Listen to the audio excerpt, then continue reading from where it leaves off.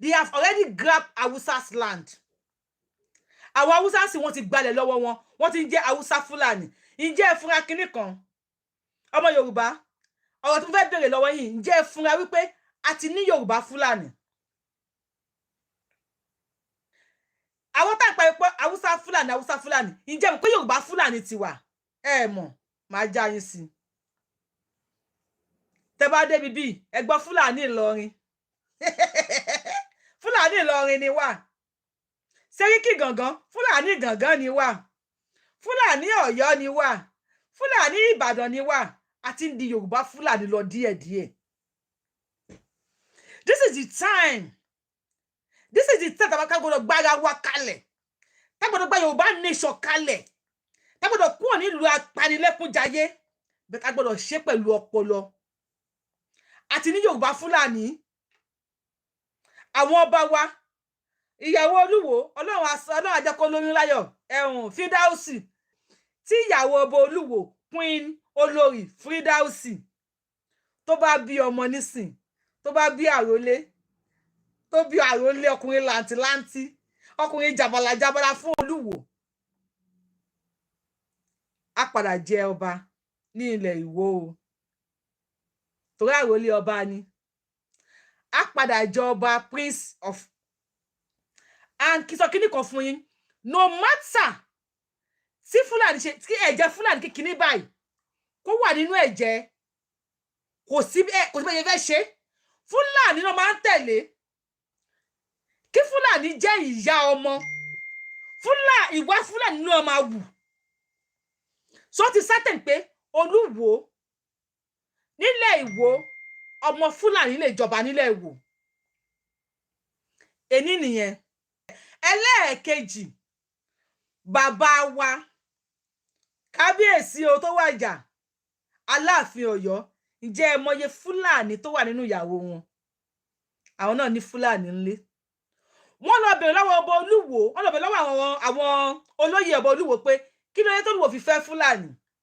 Ẹgbọ́n tó ọba yẹn sí olóyè yẹn sọ, ó ní gbogbo àwọn táwọn jẹ́ olóyè Ìwó, gbogbo àwọn làwọn ní Fulani. Olóhun tóhun sọ̀rọ̀ yìí, ó ní Fulani méjì lòun ní. Ẹ lọ wò wà lórí Aláròyé. So gbogbo òjòyè ilẹ̀ Ìwó pátá ni wọ́n ní Fulani gẹ́gẹ́ bí ìyàwó. Àti wọ́wọ́ 10 chance láwọ̀. Kì í ṣe 1 chance. Tàjí yẹn nìyẹn. Fulani yẹn ṣe máa bá wa jà. Ìjà yẹn àwọn tí ń jà ti pẹ́. Àwa ẹ̀ṣẹ̀ jí ni. Àwọn kan wá ní ká lọ dìbò fún APC, ká dìbò fún PDP, ká dìbò fún Labour Party, ká lè sùn padà. Yorùbá àti jí à lè sùn mọ́. Àsìkò jí má sùn la wà yìí. Wọ́n mọ̀mọ́ fi ìyàwó sí ààfin àwọn ọba wa ní. 70% ọba ilẹ̀ Yorùbá ló ní Fulani níyàwó nulẹ̀. How come tó jẹ́ pé wọ́n fún àwọn ọba wa ní ìyàwó? How come? Kí ló ṣẹlẹ̀? Kí ló dé? Iṣẹ́ wo ló fẹ́ rán àwọn ọmọ wọn tí wọ́n ṣe ń fún àwọn ọba wa ní ìyàwó? No, just tell me. I don't understand. I don't understand. Even ọba Èkó, ọba Ìbíṣẹ́bẹ̀jùlẹ̀ kíni, òun náà fẹ́ Fulani. Please, ọmọ kékeré ni mí. Me lọ sí school. Can somebody just enlighten me? Kí ló dé? Kí ló fẹ́? Kí ló ń ṣe? Kí ló fà? Ní 1 chance kọ́ láwọ̀, 1 million chance láwọ̀. Kí ló fà tí wọ́n fún àwọn ọba wa ní ìyàwó? Ọba Elégùṣì ní ṣe àgbákòdù àti dé. Ọba Elégùṣì lẹ́kọ̀ọ́ ó fún náà ní Fulani. Kí ló dé tí wọ́n fún àwọn ọba wa ní Fulani ní ìyàwó? Ṣé àwọn ọkùnrin ò sí nílẹ̀ Fulani mọ́ ni? I don't get it. Ṣé àwọn Fulani ọkùnrin ò sí mọ́ ni? No, kò yé mi. Wọn ò lọ́kùnrin nílùú wọn mọ́. Why tí wọ́n kó àwọn ọmọ wọn sí ààfin àwọn ọba wa? And why tí àwọn ọba wa tí wọ́n kọ̀ tí wọn ò reject ẹ̀? Bó ni àwọn ọba wa ti ṣe alárìnpàdé àwọn ọmọ Fulani? Ibo náà ti ń pàdé? Ní party, níbi fúra, níbi nínú, níbi dáńbé. Ibo làwọn ọba wa ti ń pàdé àwọn ọmọ wọn tí wọ́n ṣe ń fẹ́ wọn? Kò yé mi. I don't get it. If you get it, please let me know. No, I don't get it. If you club, àwọn ọba wa ti ń jó travailler. Wọ́n ti ń jó sàásù, wọ́n ti ń sẹ̀. Because I don't understand. Ibi tí àwọn ọba wa tí wọ́n rìn sí, ọba Olúwo kò rí Ìyẹ̀wò ní Ìwó, kò rí nífẹ̀, kò rí ní Ọ̀yọ́, kò rí ní Kwara, kò rí lẹ́kìtì, kò rí lájàṣẹ́, kò rí káàkiri. Fúlàní, ọba Elégùṣì, ọba Ìwó, and all those ọba and àwọn wọ́n wá mú àwọn ọmọ wọn, wọ́n wá bí ọmọ sí ààfin àwọn ọba. I am not discriminating. Ọba lè fẹ́ any tribe. If tó bá jẹ́ ọba gan, ó lè fẹ́ any tribe. But kì í ṣe tribe tó ń pa ìran ẹ. That is where I don't get it. That is where I don't get it. Or anybody lè fẹ́ anybody. One of the best way to capture a powerful man is through a woman.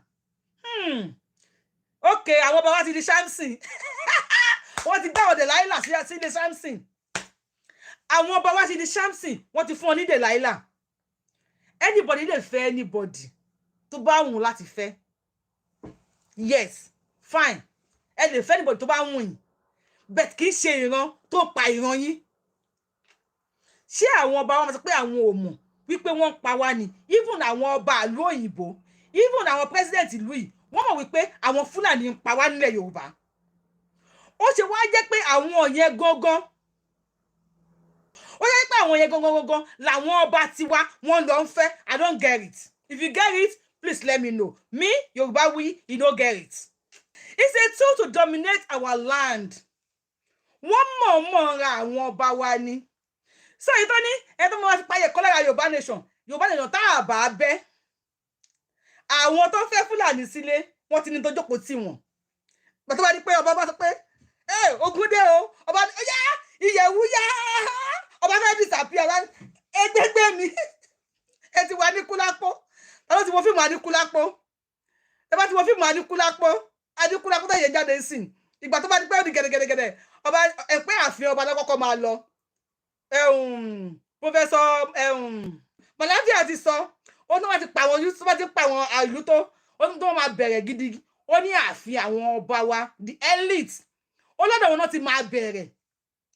Ẹ jẹ́ fọwọ́ lẹ́rán ká máa wo bàbá Babangida Akíntóyè, Ìyá Dúpẹ́ Onítìrì, kó máa ra bá iṣẹ́ wọn lọ wẹ́rẹ́.